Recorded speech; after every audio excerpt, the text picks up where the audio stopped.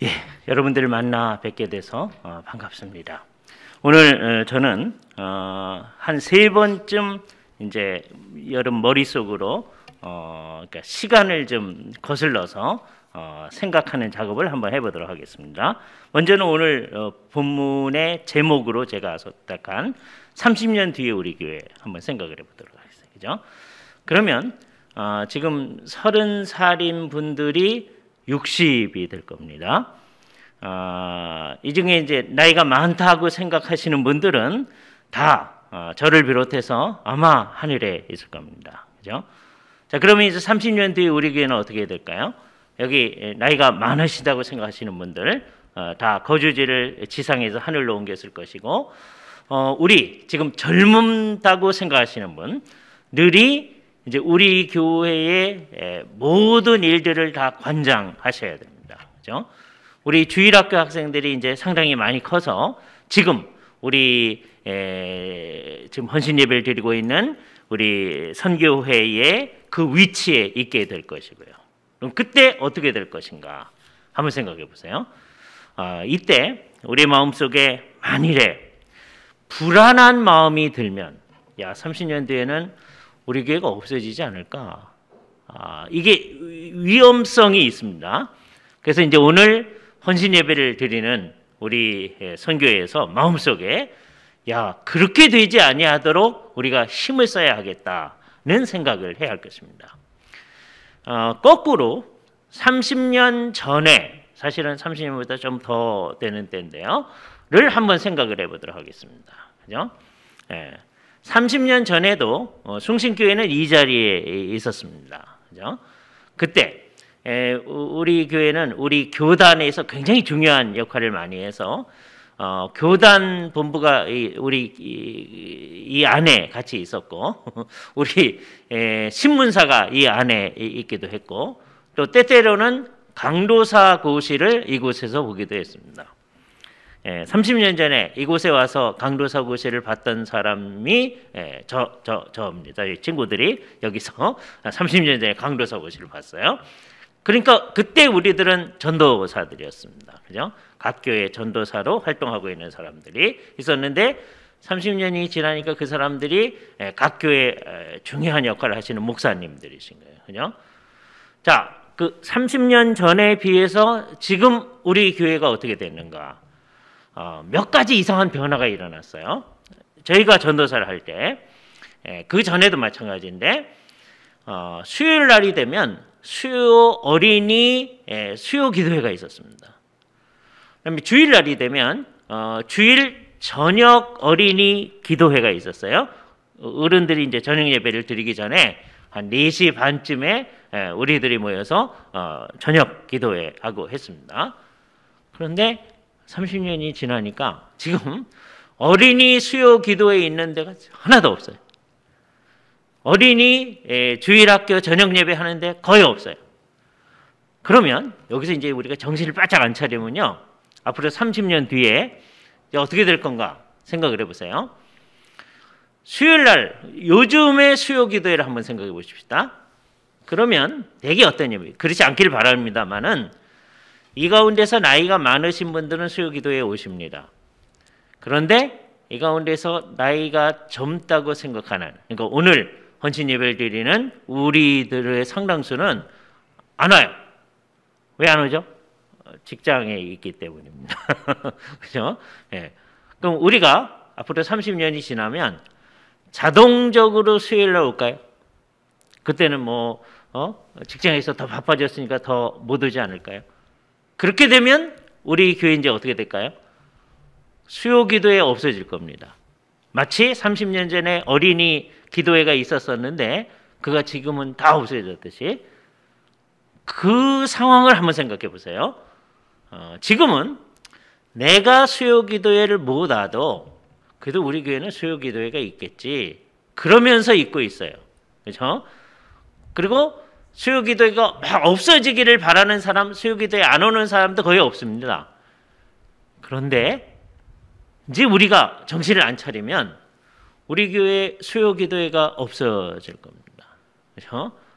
그리고 점점점 한국의 이 저녁 예배는 상당히 없어졌고요. 이 오후 예배도 이제 점점점 없어질지도 모릅니다. 그렇게 되면 우리가 어떻게 될 거냐? 주일날 아침에 한 번만 딱 모이고 그냥 말 것 같아요. 서구에 있는 교회들이 그런다고 우리가 막 야단을 쳤었었는데 그게 지금서부터 딱 해가지고서는 나타나고 있는 현실입니다. 그러면 이게 대세니까 그렇게 가라고 우리 내버려 둡시다 할 건가? 아니면 이 시점에 우리가 정말 생각을 해야 될 건가? 그렇죠? 자, 사람들은 언제든지 편한 방법으로 가려고 합니다. 제일 편하게 가는 사람이 예수를 안 믿는 사람들이에요. 그죠? 그게 궁극적으로 편하지 않다는 걸 모르기 때문에 왜 우리가 주일날 아침에 이렇게 모여야 되느냐? 그래서 예수를 안 믿습니다. 그죠? 그러니까 사람을 그냥 내버려 두면 다 자기가 원하는 대로 살게끔 되어 있는 거예요. 타락한 인간의 마음이 그런 거죠. 예수를 믿는다고 하는 사람들도 점점점 우리가 편한 것을 지향해 가려고 하게 될 겁니다. 그죠? 그럴 때 예수님께서 우리로 하여금 우리가 어떤 존재인지를 상기시켜 주시는 본문이 오늘 읽었던 이런 본문 같은 말씀이에요. 이거는 예수님의 생애의 거의 마지막 부분에 일어난 일입니다. 예수님이 이 세상에 33년쯤 사셨다고 우리가 생각을 해요. 정확히 모릅니다. 대충 그러리라 이렇게 생각을 해요. 그래서 예수님의 거의 마지막 해 33년째 되는 해에 벌어진 일입니다. 예수님이 앞장서서 걸어가고 계세요. 예수님께서 앞에서 걸어가시고 많은 무리가 따라가고 있었습니다. 자, 그러니까 예수님이 지금 어디로 가는지 사람들은 잘 몰라요. 그냥 예수님이 가는 대로 가는 거예요. 근데 예수님은 나중에 이제 이 복음서를 쭉 읽어보면 예수님은 어디로 가느냐? 예루살렘을 향하여 가십니다. 예루살렘을 향해 가셔서 나중에는 잡히시고 그 다음에는 십자가에 못 박혀서 죽으시는 그 과정을 향하여 예수님이 예루살렘을 향하여 올라가는 거예요. 그 전에도 제자들하고 함께 예루살렘으로 올라가신 적이 있어요. 유월절을 지키려고. 그러니까 제자들은 지금 그렇게 이전에 갔던 것처럼 또 가는 거겠거니 하고 있지만 이 마지막은 좀 다른 거예요. 왜? 제자들은 이게 마지막인지 몰라요. 그러나 예수님께서는 이게 마지막이라는 의식을 갖고 거기로 가십니다. 앞장서서 가시던 예수님께서 딱 뒤를 돌이키셔서 지금 오늘 우리가 읽었던 본문의 말씀을 해주십니다. 뭐라고 해주시냐? 아까 읽었던 말씀 가운데 25절 무릇 내게 오는 자가 자기 부모와 처자와 형제와 자매 및 더욱 자기 목숨까지 미워하지 아니하면 능히 내 제자가 되지 못하고 이상한 얘기를 합니다. 그죠? 이게 무슨 말입니까? 그럼 예수님의 따라가는 사람들은 부모, 형제, 자매, 자기 목숨을 미워해야 된다는 말인가? 유대인들이 말하는 말버릇을 알아들어야 돼요. 유대인들은 좀 강력하게 말하는 습관이 있어요. 유대인들만 그런 게 아니라 그 당시 그 중동에 사는 사람들의 그 말 습관이 그렇습니다. 그죠? 이 사람들이 사용하는 언어들, 그 당시 유대인들은 아람어를 사용하고 있었는데, 그 아람어가 어디에 속해 있는 거냐면 셈어, 셈족이 사용하는 언어라고 그래요. 그러니까 셈어는 다양한 언어가 있어요. 뭐 우가릭, 아카디아, 뭐 그런 다하게 셈어인데 그 셈어 중에 하나가 아람어예요. 그 전으로 가면 이제 히브리어가 있죠. 근데 예수님이 당시에는 히브리어를 글을 읽을 때, 성경을 읽을 때만 있고 사용하는 언어는 비슷하긴 한데 좀 조금씩 달라요. 아람어를 사용하고 있어요. 그죠? 근데 그게 다 세머인데 그 세머를 사용하는 사람들 좀 일종의 과격하게 말하는 방법이 있습니다. 그래서 이것을 우리가 셈어적인 과장법이라고 얘기를 해요. 아주 강력하게 얘기해서 마음속에 딱 새겨주도록 하는 거예요. 예를 들자면 우리는 일반적으로 A를 더 사랑하고 B를 덜 사랑한다 이렇게 표현할 때 그렇게 표현할 수 있잖아요. 근데 이 사람들은 어떻게 표현하냐면 A를 사랑하고 B를 미워한다 이렇게 말을 하는 겁니다. 그때 진짜 B를 미워하는 게 아니에요. 그죠? 그건 뭘 뜻하는 거예요? 덜 사랑한다는 거예요. 누구를 사랑하는 것보다는 A를 사랑하는 것보다는 덜 사랑한다. 이런 식으로 예수님이 여기서 얘기한 겁니다. 내게 오는 자가 자기 부모, 처자, 형제, 자매, 자기 목숨을 미워하지 아니하면 진짜 미워하라는 말이 아니고 여기 이제 비교의 대상이 있는 거예요. 그게 누구냐? 나, 예수 그리스도. 그죠? 하나님보다 다른 분을 더 사랑하거나 비슷하게 사랑하는 거는 그거 안 되는 거다. 그죠? 그래서 하나님 사랑하는 거에 비교하면 다른 거는 미워하는 거다. 그렇게 얘기하시는 겁니다. 그죠? 그러니까 진짜로 부모 미워하고 형제 자매 미워하고 옆에 있는 분들 미워하고 그러는 얘기가 아니라 하나님하고 비교하면 이거는 사랑한다고 할 수 없다. 그러니까 미워한다. 이렇게 얘기하는 거예요.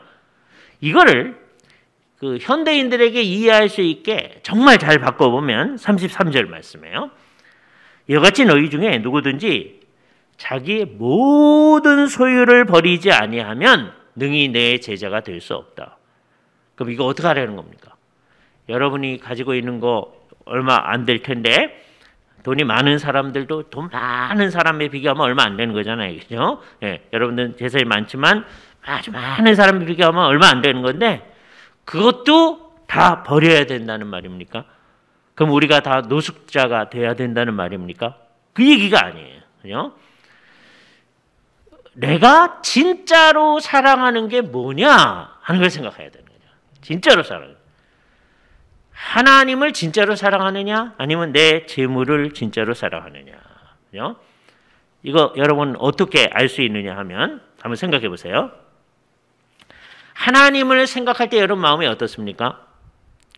찬송가에 따르면 주님을 생각만 해도 내 마음이 좋거든. 그러잖아요? 여러분 마음이 좋죠? 그런데 자 한번 생각해 보세요.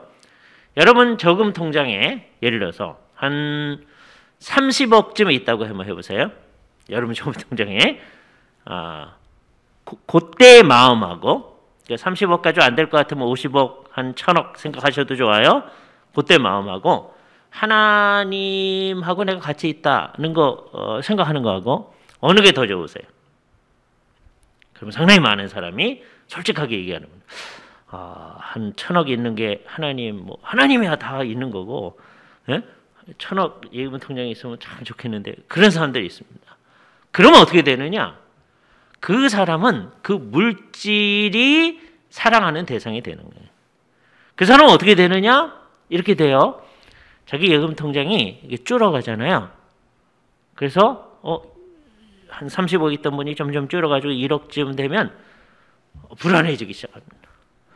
우리처럼 돈이 없는 사람은 예금 통장에 1억 있으면 그거 괜찮다고 생각할 텐데 이게 상대적인 거니까 30억 있던 사람이 이제 1억 되면 큰일 났다고 생각하는 거예요. 근데 그게 더 줄어서 한 1000만 원만 남았다. 그럼 이제 큰일 난 거예요. 이 사람은 우리처럼 돈이 없는 사람은 예금 통장에 1000만 원이 있어도 그런 대로 괜찮다 그럴 텐데 이게 상대적이란 말이에요. 그런데 그 1000만 원도 없어지고 마이너스, 요즘 마이너스 통장 사용하잖아요. 마이너스 얼마다? 그러면 막 불안해지기 시작하는 거예요. 예? 하나님이 나를 사랑하신다. 그거는 전혀 위로가 안 되는 거예요. 목사님이 그렇게 얘기할 때 목사님은요 이 세상을 몰라서 그러시죠. 마이너스 되면 어떤지 압니까? 그거 제일 잘 경험하시는 분들이 목사님들이세요. 그죠? 예. 예. 다 알아요. 예? 그럼에도 불구하고 여러분들한테 얘기하는 게 그게 어렵다는 거 알죠? 알지만 성경 말씀이 뭐라 그래요? 그게 우리의 모든 것을 좌지우지하는 게 아니다. 왜 이 말씀이 현대인들에게 가장 효과적이냐? 그러면 아까 형제, 자매를 더 사랑하고 그런 문제보다도 훨씬 심각한 문제를 현대인들은 다 물질적인 문제라고 잘 생각한단 말이에요. 일본 사람들만 경제적인 문제를 가장 심각하게 여기는 게 아니고 한국 사람도 미국 사람도 영국 사람도 어느 나라 사람들이 현대에 사는 사람들은 모든 것을 다 경제적인 것으로 생각하기 때문에 그것 중심으로 생각하는 거예요. 그죠? 예수님께서는 그것보다 나를 더 사랑하지 아니하면 나의 제자가 되지 못한다. 이렇게 얘기합니다. 누구한테 이렇게 얘기합니까? 지금 예수님이 앞서가시는데 그 뒤를 따라간다고 가는 사람들한테 얘기를 하는 거예요. 그러니까 이 뒤를 따라간다고 하는 사람은 누구 비슷하냐? 우리 비슷합니다. 우리 어떤 사람이에요? 오늘 아침에도 예배를 했잖아요. 오후까지 와 있는 사람이에요. 다른 사람은 오후에 오지도 않았는데 그는 오후까지 온 거예요. 우리는 예수의 뒤를 따라왔다고 온 거예요. 이 사람들한테 예수님께서 도전하시는 겁니다. 너희가 진짜 중요하게 생각하는 게 뭐냐? 너희가 진짜 나를 따라오는 거냐? 예수의 제자는 뭐냐? 그래서 30년 후에 우리 교회는 어떻게 돼야 되냐면 오늘 헌신 예배를 드리는 분들뿐만 아니라 우리 모두가 예수의 제자가 될 뿐만 아니라 다른 모든 우리가 관련하는 사람들이 정말 예수의 제자가 된다면 우리 교회는 30년 이후뿐만 아니라 예수님이 다시 오실 때에도 든든히 서 있을 수 있는 교회가 됩니다. 예수님께서는 오늘 본문에서만 이런 얘기를 하신 것이 아니고 이 비슷한 얘기를 여러 번 하셨어요. 조금 앞으로 가셔서 누가복음 9장 23절 말씀을 한번 보시기 바랍니다. 누가복음 9장 23절이에요. 또 무리에게 이르시되 여러 사람에게 얘기하신 거예요. 여기 언제 했는지 조금 이따가 말씀드릴게요. 이렇게 얘기하십니다. 세 가지를 얘기했어요.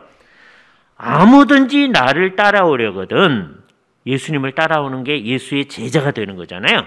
세 가지 얘기를 하십니다. 첫 번째, 자기를 부인하고, 두 번째, 날마다 제 십자가를 지고, 세 번째, 나를 따를 것이니라. 그죠? 예수의 제자는 어떤 사람이냐? 요 세 가지예요. 그죠? 자기를 부인하고, 날마다 제 십자가를 지고, 예수님의 뒤를 따라가는 거예요. 그래서 오늘 우리는 요 순서를 거꾸로 밟아가면서 얘기를 한번 해보겠어요. 우리는 30년 후에 우리 교회가 든든하게 서 있게 하려면 오늘 헌신 예배를 하는 디모데 성교회만이 아니라 우리 모두가 예수의 뒤를 쫓아가야 돼요. 그러면 우리 교회가 든든히 서 있어요. 만약에 우리가 그냥 예수를 믿긴 믿겠는데요. 예수님의 뒤를 따라갈 마음은 없습니다. 그러면 반드시 우리는 우리 교회를 허물어뜨릴 겁니다. 망치로 이 교회를 허물어뜨리는 건 아니고 중요한 게 우리 교회 공동체가 도무지 그 의미를 발휘하지 못하는 일을 하게 될 거예요. 그래서 우리 교회를 정말 30년 후에도 주님이 다시 오실 때까지 분명하게 서 있게 하려면 정말 예수의 뒤를 쫓아가는 일들이 있어야 된다는 거예요. 우리는 다 예수의 뒤를 쫓아가는 사람들입니다. 예수의 제자들이다. 근데 1세기 때 예수의 제자들은 예수님께서 일로 가시면 따라가면 되는데 우리는 예수님이 여기 눈에 보이는 형식으로 계신 게 아니잖아요. 그래서 우리는 어떻게 따라가야 됩니까? 부지런히 성경을 읽어서 주님이 과연 이 세상에서 어떻게 사셨는지 우리한테 무슨 교훈을 주셨는지를 찾아가야 되는 거예요. 그게 유일한 길이에요.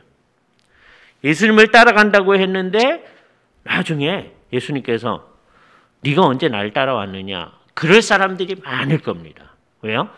자기식으로 예수를 따라간다는 거예요.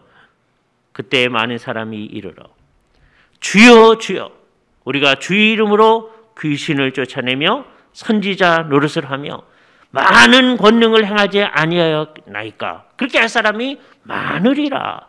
마태복음 7장 21절에서 예수님이 얘기합니다. 그 사람들한테 예수님이 뭐라고 그래요?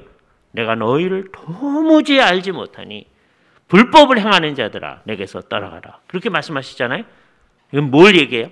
수없이 많은 사람들이 내가 내 평생 주님을 따라간다고 왔습니다. 그러는데 네가 과연 나를 따라온 거냐? 이럴 사람이 많다는 거예요. 그럼 기준이 필요하잖아요. 그죠? 어떻게 하는 게 주님을 따라가는 거예요? 성경이 말하는 대로 주님을 따라가야 되죠. 자기식으로 주님을 따른다고 해서 다 따르는 게 아니다. 네가 언제 날 따라왔느냐? 그러면 어떡하시겠어요? 그래서 우리가 정말 성경이 말하는 대로 예수님의 뒤를 따라가야 돼요. 우리 주변에 예수를 정말 잘 따라간다고 그러는데 정말 이상하게 따르는 사람들, 두 종류의 사람들이 있습니다. 예예요. 두 종류만이 아니라 수없이 많은 사람들이 잘못된 형태로 따라가요. 한 종류의 사람들은 예수님을 열심히 따라가요. 열심을 내요. 우리나라에서 아마 제일 열심히 낼 거예요. 그런데 왜 그렇게 하느냐? 예수님 따라갔더니 복을 많이 준다면서요. 그러면서 따라가는 사람도 있어요. 예? 이게 30년 전에는 순복음교회라고 하는 사람들만 그랬었어요. 근데 그 사람들이 우리한테도 영향을 미쳐서 우리 속에서도 예수를 따라가긴 따라가는데 주님을 사랑한다고 하는데 복을 많이 준다는 그것 때문에 따라가는 경우가 있어요. 요거 위험합니다. 주님께서 그렇게 하는 게 옳은 거냐? 물론 처음 예수를 믿는 사람이 예수님 따라가면 복 준다면서요. 그러면서 따를 수는 있어요. 괜찮아요. 그러나 그 사람이 진짜로 따르는 사람이라면 이제 어떻게 돼야 됩니까? 성경을 공부해서 내가 예수님을 따라가는 거는 복 받기 위해서 가는 게 아니고요. 주님께서 나를 구원해 주신 게 얼마나 감사한지 내가 내 생애 전체를 다 주께 드려도 아까울 게 하나도 없습니다. 나는 주를 위해 삽니다. 주님께 예배하고 주를 따라가는 건 마땅한 일입니다. 그렇게 변화돼야 마땅하거든요. 처음 믿는 사람이 복 받기 위해서 가는 건 좋은데 우리처럼 예수 믿은 지가 한참 되고 아까 얘기한 지가 30년, 40년 됐는데도 다 그 정도에서 따라간다면 이거는 주님께서 내가 너희를 도무지 알지 못한다 할 경우가 해당될 수 있다는 거죠. 그러니까 신앙이 아주 어린 사람이 그러는 거야 어떻게 하겠어요. 그러나 성경을 읽고 그게 변화되어지죠. 우리나라에는 이거하고 정반대로 또 예수를 쫓아가는 사람들이 있습니다. 그러니까 이 사람들이 좀 오늘날 심각한 문제를 일으키는데 이 사람들도 주일날 예배를 하고 그래요. 주님께 기도도 하고 합니다. 근데 이 사람들은 어떻게 예수를 따라가느냐? 예수님은 이 세상의 정의를 구현하는 분이시니까 우리도 이 세상의 정의를 구현하며 사방에서 하겠습니다. 그러면서 그 목적을 향해서 예수를 쫓아오는 사람들이 있어요. 예수님이 하나님의 온전한 아드님이시고 예수님께서 우리를 위해서 구속을 이루시고 그건 별 관심이 없어요. 그저 예수님은 정의를 이루시는 분이고 우리도 예수님의 뒤를 쫓아서 정의를 구현하기 위해서 살아갑니다. 그러는 거예요. 끝까지 그렇게 간다면 예수님께서 나중에 네가 정말 나를 따라왔느냐 할 수가 있는 거예요. 그래서 우리가 잘 생각해야 됩니다. 어떤 젊은 사람이 그런 입장에서 예수를 쫓다가도 진짜로 쫓는 사람이라면 성경을 잘 공부해서 성경이 말하는 예수님의 모습을 따라와야 되는 거죠. 그러니까 우리는 정말 성경이 말하는 그 예수님의 모습으로 딱 가야 되는 거예요. 이게 목표입니다. 목사님이 강조하지 않아도 평소에 석장씩 읽고 주일날 5장 읽으면 1년에 한 번씩 읽는다 성경 그렇게 강조하지 않아도 예수 그리스도를 믿는 사람들은 열심히 성경을 읽어서 성경이 말하는 그 예수님을 향해서 나가게 돼요. 우리 머릿속에서 계속 성경을 읽으면서 내 머릿속에 잘못되어진 예수님에 관한 생각들이 고쳐져야 되는 거죠. 하나하나 고쳐져야 돼요. 처음부터 완벽하게 성경대로 믿는 사람 없어요. 우리 속에 잘못된 게 있을 수 있어요. 그러나 상관없어요. 내가 스스로 읽으면서도 이건 이렇게 고쳐야 되겠군요. 또 목사님께서 오늘 아침에도 또 다음 주에도 계속해서 말씀을 가르쳐 주실 때 그 말씀에 근거해서 내 생각을 고쳐가는 거예요. 우리는 성경대로 가는 거다. 우리의 생각이 정말 성경대로 가야 돼요. 이게 재밌게 하기 위해서 제가 한 가지 예 만들어 봅니다. 그러니까 이거는 그냥 재밌으라고 하는 게 이건 중요한 거 아니에요. 근데 이 예를 통하여서 우리가 정말 성경대로 가는지 안 하는지를 생각해 보는 거예요. 예수님께 십자가에 못 박혀 돌아가실 때 한편 강도는 맨 마지막에 그래도 신앙을 고백하고 당신의 나라에 임하실 때 나를 생각하시옵소서 그렇게 얘기하잖아요. 그죠? 다른 한편 강도는 끝까지 신앙을 고백하지 아니하고 예수님을 비난하죠. 그랬을 때 여기 그냥 재미삼아 하는 얘기입니다. 우리가 흔히 어느 쪽에 있는 강도가 신앙을 고백했다고 얘기하죠? 되게 뭐라 그래요? 오른편의 강도가 그럽니다. 그죠? 한국 사람만 그런 게 아니고요. 제가 지난 일주일 내내 중국 형제 자매들한테 강의를 했는데 거기 물어봤더니 거기도 똑같이 그래요. 우편 강도 그래요. 그죠? 중국 사람들 외울 수가 없는데. 그래서 우리가 줌으로 제가 강의하고 옆에 있는 이제 통역자가 하시고 줌으로 중국에 있는 형제자매들이 중국 각지에서 이제 바라보면서 강의를 했었어요. 그죠? 그래서 제가 예를 들었더니 전부 다 우평강로 그러는 거예요. 우리도 그래요. 오른평강로가 신앙을 고부했습니다. 성경 한번 찾아보세요. 오른평강로란 말이 있는가? 없어요. 우리는 우리 마음대로 그냥 하는 거예요. 예? 다 그렇게 해왔으니까. 이게 이해입니다. 이게 중요한 건 아니에요. 그러나 다른 것들은 매우 중요해서 성경이 말하는데 우리의 생각을 고쳐가야 된다고요. 여태까지 우평강로라 했던 사람, 성경에 그런 말이 없구나. 고쳐야 된다고요. 예? 안 고치고 그냥 내 마음대로 생각해 나가면 우리는 주님이 원하는 대로 믿는 게 아니다. 점점 고쳐가는 겁니다. 그러니까 우리가 이 일을 위하여 같이 모여가지고 이 작업을 하는 거예요. 성경이 말하는 그 예수님을 따라가는 거예요. 오늘 예수님 얘기를 뭐 다 할 시간은 없으니까 예수님의 생애 전체를 두 단어로 요약한다면 무슨 단어로 요약할 수 있을까요?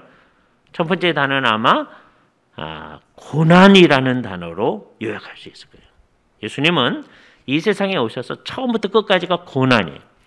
우리 예수님의 고난 그러면 맨 마지막 한 주간, 순환 주간, 그 주간만을 생각합니다. 그거는 예수님이 특별히 순환을 당하셨다는 얘기지 그때만 고난이 아니고 예수님께서 하늘 보좌를 놔두시고 이 땅에 오신다는 것서부터 시작해서 예수님의 생애 정체는 다 고난스러운 거예요. 예수님 고난스러워요. 예수님이 고난의 삶을 사셨다. 그러면 예수의 뒤를 따라가는 우리에게도 어떤 일이 있을까요? 고난이 있겠죠. 그렇잖아요? 성경을 읽어보면 그렇게 되어 있는 거예요. 무릇 주를 사랑하는 자는 핍박을 당할 거다. 어려움이 있을 거다. 예? 처음 예수 믿는 사람들한테 이런 얘기를 할 필요는 없겠죠. 그러나 여러분처럼 열심히 하고 지금 헌신 예배하는 사람들은 마음속에 주를 따라갈 때는 고난이 있을 거다. 생각해야 돼요. 심지어 바울이 곳곳에 다니면서 교회를 개척하고 다시 그 교회에 방문했을 때 그 사람들한테 강조했던 얘기예요. 이 믿음에 머물러 있어라. 그리고 극치 이른 하나님 나라에 들어가려면 우리가 마땅히 환난을 당할 거다. 고난이 있을 거다. 그 사람들이 예수 믿은 지 얼마 안 된 상황이거든요. 그 사람들에게도 얘기하는 겁니다. 그러니까 아까 예수 믿으면 복 받고 잘 되어 했던 것이 성경 전체의 가르침하고 완전히 다르다는 걸 알 수 있어요. 그렇죠? 하나님의 입장에서 잘 되는 거죠.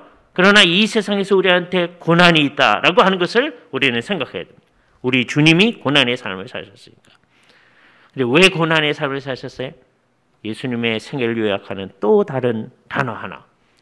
왜 그가 하늘 영광의 보좌를 내려두시고 이 세상에 오셨습니까?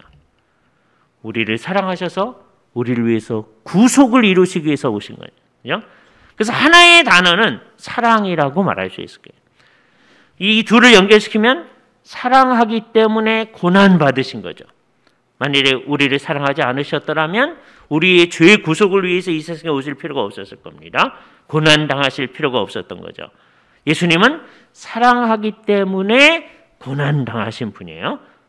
그러면 예수의 뒤를 쫓아가는 우리에게도 어떤 일이 있으라고 생각할 수 있어요? 우리는 하나님을 사랑하고 옆에 있는 사람들을 사랑하기 때문에 여기서 이제 환상을 가지지 마세요. 사랑하니까 우리한테는 좋은 일만 있을 거예요. 그게 아니고 궁극적으로는 좋은 일인데 그 사랑하는 것 자체 때문에 고난이 우리에게 있을 거다. 이 세상에서는 고난이 있을 것임을 생각해요. 사랑을 안 하면 고난스럽지 않아요. 사랑을 하면 진짜 고난스러워요. 우리의 손과 발이 이제 누구를 위해 사용되어지는 거예요?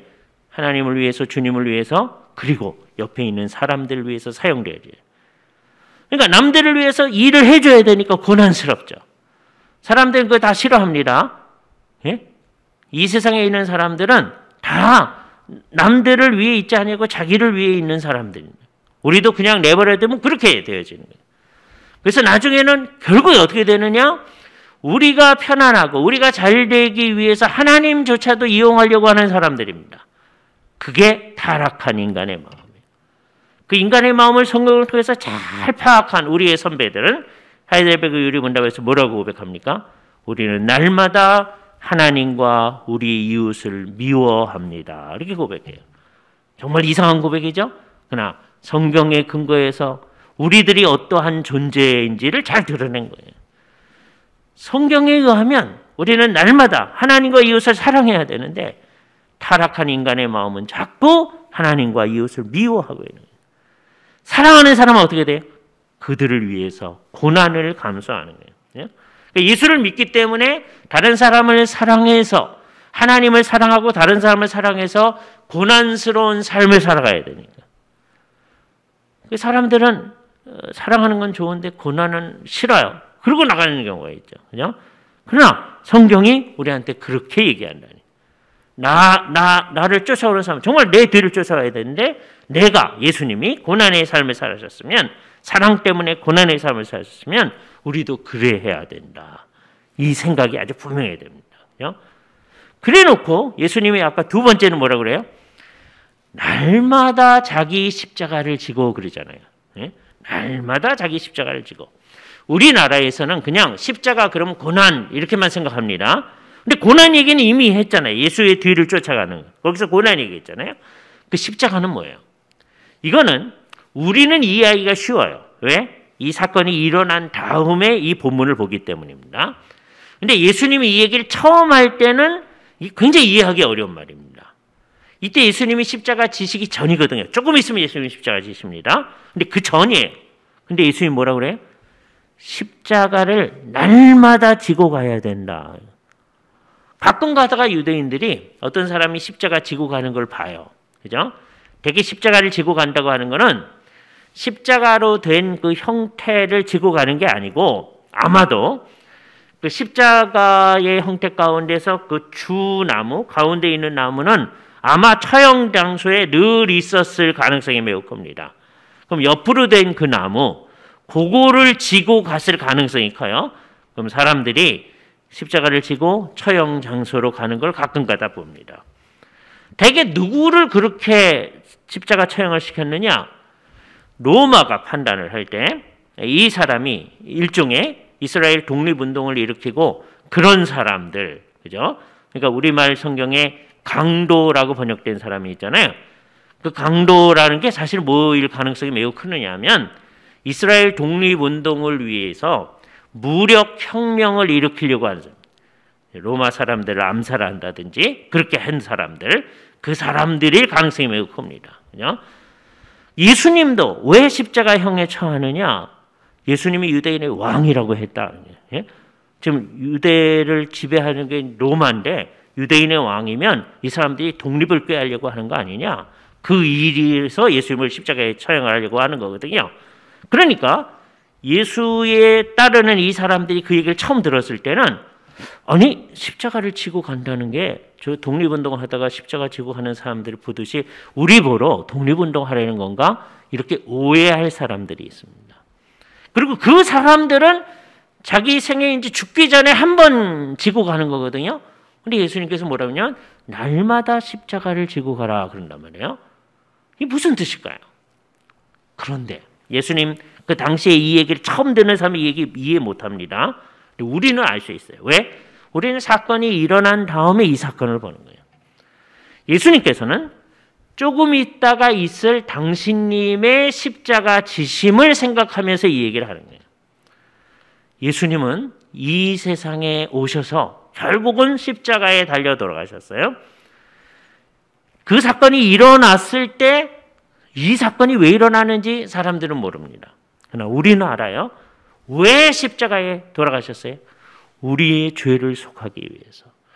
예수님이 십자가를 안 지시면 우리의 죄가 속해지지 않으니까. 우리의 죄가 얼마나 무시무시한가 하는 게 나타나는 거예요. 그리고 하나님께서 우리의 죄를 없애시는 방법이 예수님이 대신 그 형벌을 받는 건데 십자가 형을 예수님이 받으신 거예요. 그러니까 이를테면 예수님은 십자가를 지기 위해서 이 세상에 오신 거고요.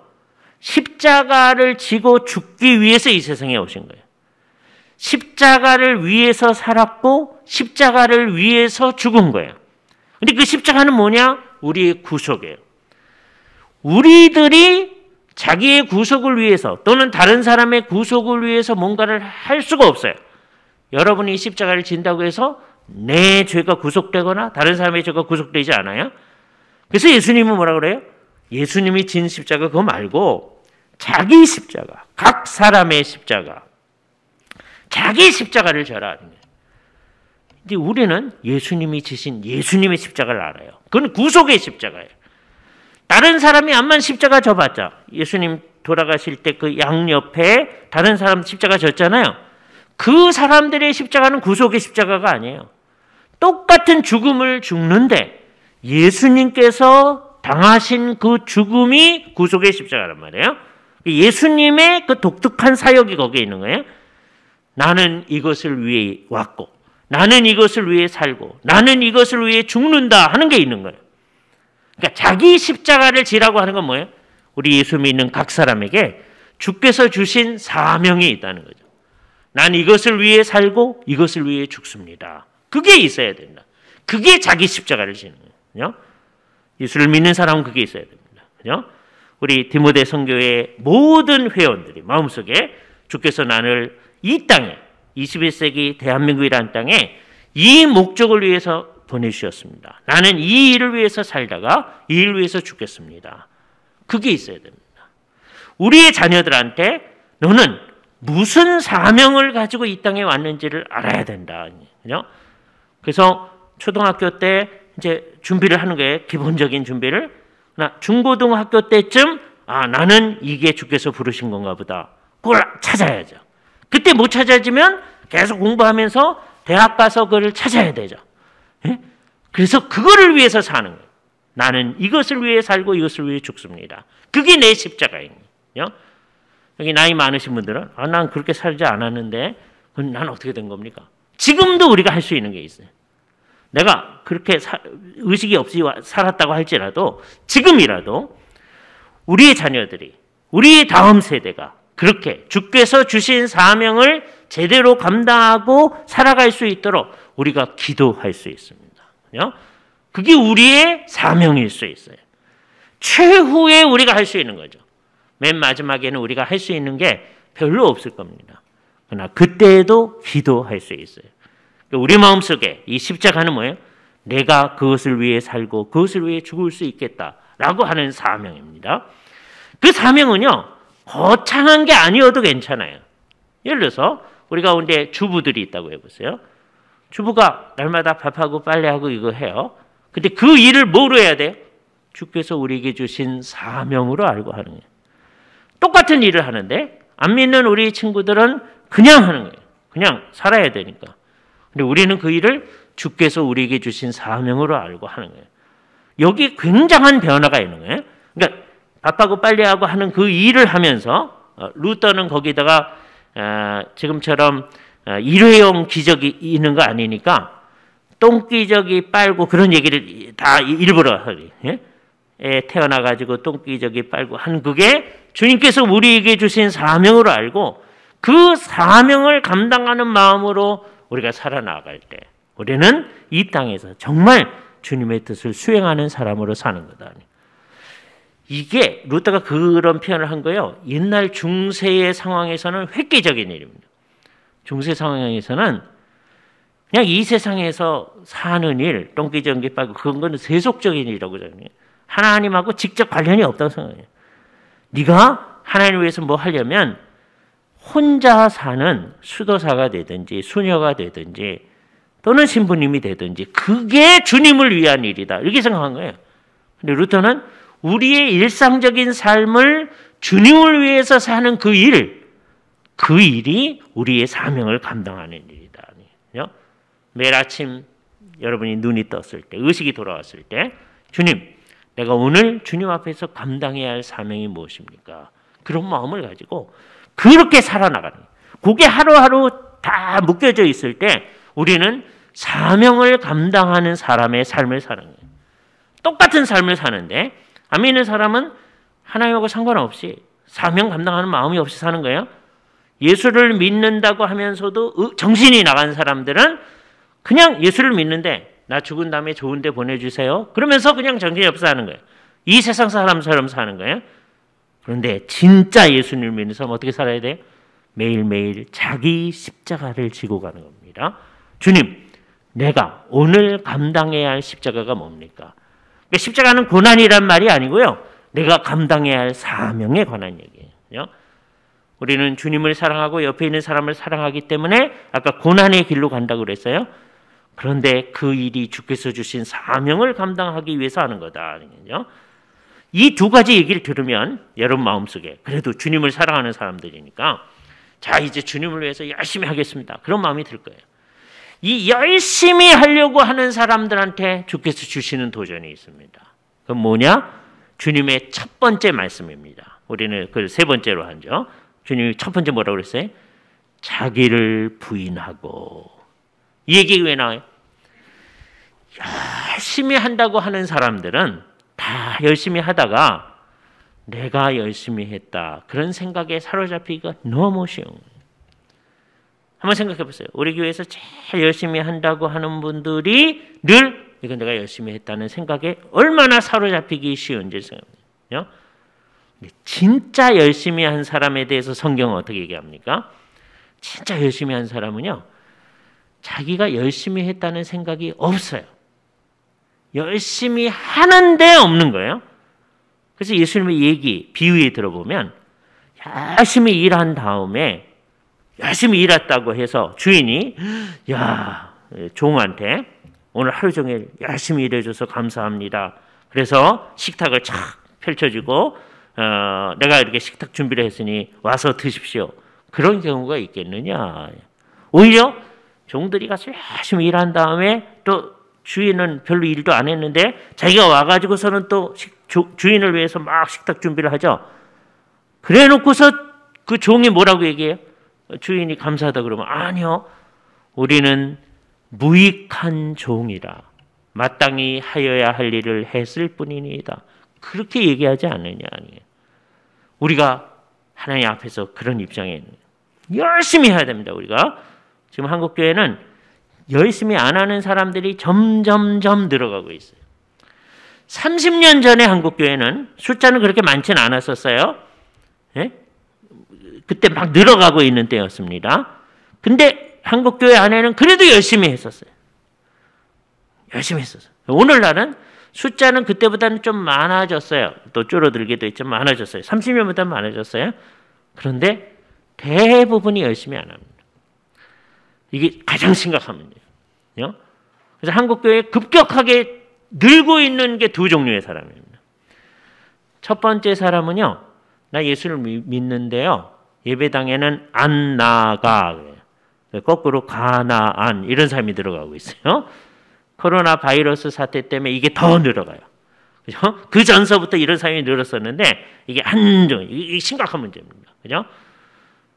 온라인으로 이렇게 지켜보다가 그게 버릇이 돼가지고 이제 더 예배당 안 나가는 사람이 점점점 늘어가요. 또 한 종류의 사람은 어떤 사람이 늘어가느냐? 주일날 아침에만 오는 사람이 점점 늘어가요. 주로 절대로 안 와요. 수요일기도 그건 우리 오는 거 아니에요. 이렇게 되면 30년 후에 우리 교회는 이상해지는 거예요. 우리는 그분들에 비해서 열심히 하는 사람들입니다. 그래서 우리한테 주님이 얘기를 하는 거예요. 우리 열심히 하잖아요. 열심히 하다 보면 어떤 생각이 들어요? 쟤는 이거 하지도 않는데 우리는 열심히 해요. 그죠? 그런 사람한테 주님이 얘기하는 게 뭡니까? 자기를 부인해야 된다. 내가 열심히 한 게 아니다. 마땅히 이렇게 해야 되는데 지금 이제 문제가 이겁니다. 딴 사람들은 오후 예배 오지도 않잖아요. 우리는 오잖아요. 그러면 워낙은 옛날에는 그러면 이 사람들이 정상이고 안 오는 분들이 좀 비정상적이어서 이분들이 나중에 와야 되거든요. 그래서 됐어요. 옛날에 주일 아침에만 오는 사람은 신앙이 별로 없는 사람이에요. 그래서 우리가 설득해가지고 그 사람이 신앙이 있게 되면 오후에도 오고요. 수요일도 오고 그런 거예요. 근데 우리는 요즘 거꾸로 됩니다. 주로 사람들이 주일 아침에만 오기 때문에 그래서 우리조차도 주일 오후에 이렇게 있던 사람들조차도 나라고 매번 이렇게 주일 오후에 있을 필요가 있나. 예? 그래서 우리도 가끔 가다가만 오는 거예요. 디모데 선교회 오늘 헌신 예배 하느라고 오후에 있잖아요. 그죠? 그러면 다음 주 오후 예배 때는 어떻게 될까요? 우리 중에 일부만 여기 있겠죠? 그럼 안 된다고요. 이 사람들이 늘 오후에 있어야죠. 그렇죠? 그래야 우리 교회에 희망이 있는 거예요. 열심히 있는데 우리 열심히 하는 우리들이 내가 잘한다 이런 의식 가지지 말고 자기를 부인해야 된다. 이거를 여러분이 명심할 수 있도록 한 가지 예를 들어드리겠습니다. 옛날에 한국 교회에 금식하는 사람들이 많이 있었어요. 금식하는 사람들이. 근데 예수님의 말씀에 따르면 누가 얼마나 금식했는지를 아무도 몰라야 돼. 그죠? 금식하는 사람들은 사람들이 주목하지 않도록 하기 위해 머리에 기름을 바라라. 그럼 모르게 해야 되잖아요. 그죠? 근데 옛날에 한국교회 30년 전 같은 때 금식한 사람 많았거든요. 그런데 그 사람이 40일 금식을 몇 번 했는지 다 알아. 왜요? 누가 얘기했어요?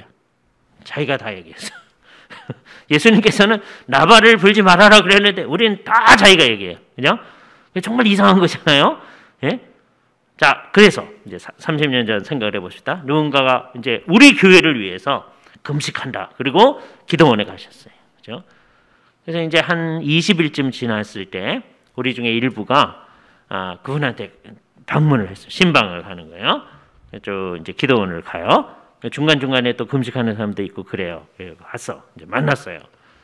우리를 위해서 이렇게 같이 이렇게 기도해 주셔서 감사합니다. 지금 얼마나 됐죠? 그러니까 20일 됐습니다. 그러시는 거예요. 네. 근데 올라오다 보니까 어떤 사람 한 분 또 금식한다든지 있는데 그분은 며칠이나 됐나요? 그랬더니 이분이 얘기하는 묘한 뉘앙스를 잘 들으세요. 그 사람은 한 5일이나 됐나요? 그러시는 거예요. 그럼 여기에 무슨 생각이 있는 거예요? 나는 지금 20일 했어. 5일 한 거는 그거 비교하면 별거 아니야. 그러니까 자기가 한 거가 굉장히 한 거라는 생각이 있는 거잖아요. 그게 뭐예요? 자기라고 하는 게 있는 거예요. 자기라고. 예? 그러니까 자기를 부인하라는 거예요. 이 얘기를 들으면 우리가 또 어떻게 되냐면 그렇죠. 금식 같은 거 하면 안 되죠. 이렇게 가는 사람들은 성경을 모르는 거예요. 필요하면 금식을 하는 거예요. 예? 우리 시대 지금 아주 복잡한 시대 아닙니까? 코로나 바이러스도 그렇고 우리나라 이 남북 관계도 그렇고 우리나라 국정도 그렇고 정말 기도해야 되는데 금식해야만 하는데 그죠? 많은 사람이 금식을 해야 될 겁니다. 그죠? 금식하면서 기도. 그러나 누가 금식하면서 기도하는지 아무도 몰라야 정상이에요. 아무도 모르니까 안 해도 되죠. 아무도 안 해. 그래서 차라리 옛날이나 왜? 저 사람 며칠 금식하는지 다 아니까 드러내기 위해서 해. 그게 정말 나은 걸까요? 그건 아니죠. 그래서 여기서 분명히 해야 할 일을 해야 합니다. 그죠? 그래서 우리 디모데 선교회가 주일 오후에 계속 나올 뿐만 아니라 수요일도 오셔야 돼요. 그죠? 수요일 직장 끝나고 오면 다 끝났는데 괜찮아요.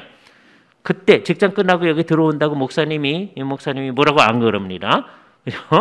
그냥 오세요. 끝나고도 오세요. 여기서 같이 기도하고 같이 서로 눈 인사라도 하고 그래야 됩니다.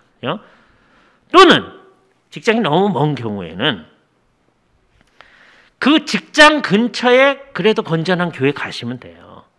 그래서 사람들이 자기 본 예배당은 못 와도 그 소위 예배 인원 총량은 같아야 되거든요. 원칙적으로 따지면 예배 인원 총량제 이런 게 있어요.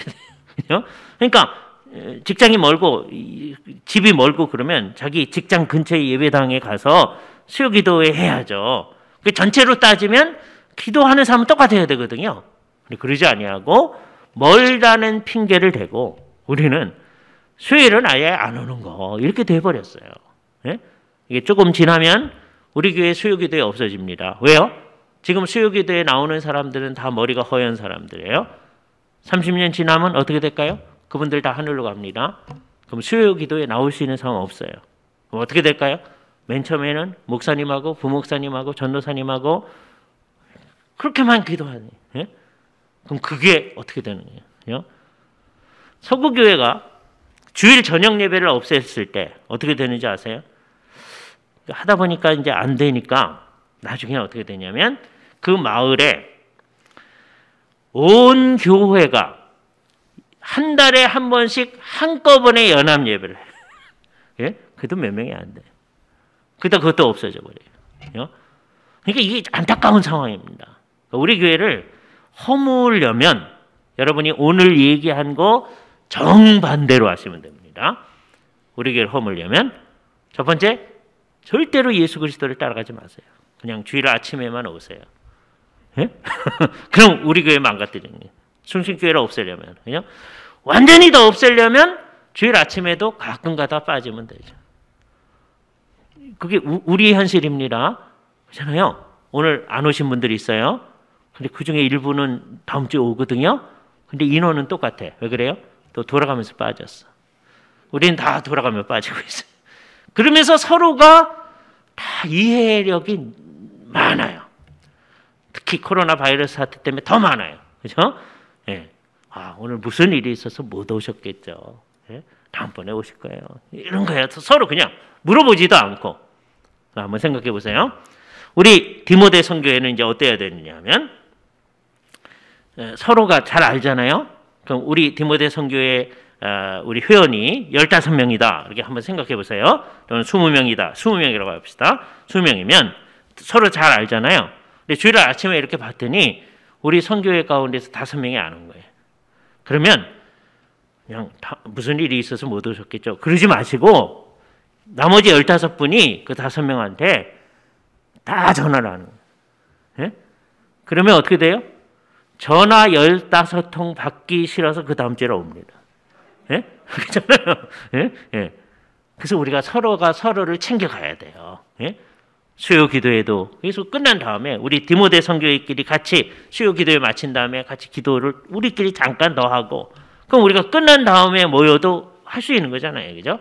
그래서 우리 교회가 든든해서 나가는 거예요. 우리 교회에 지금 디모데 선교회가 가장 젊은 선교회니까 정말 30년 뒤에 우리 교회를 짊어진다. 그런 마음으로 예수 그리스도께서 우리에게 해주신 이 말씀을 우리 가운데 실현하도록 해야 합니다. 날마다 우리에게 주어진 사명을 감당해야 돼요. 열심히 하면서 그러나 내가 잘했다는 생각을 하나도 하지 않는 그런 진정한 예수의 제자가 될 때 우리는 이 세상에서 주께서 우리에게 주신 사명을 제대로 감당할 수 있을 것입니다. 다 같이 기도하시죠.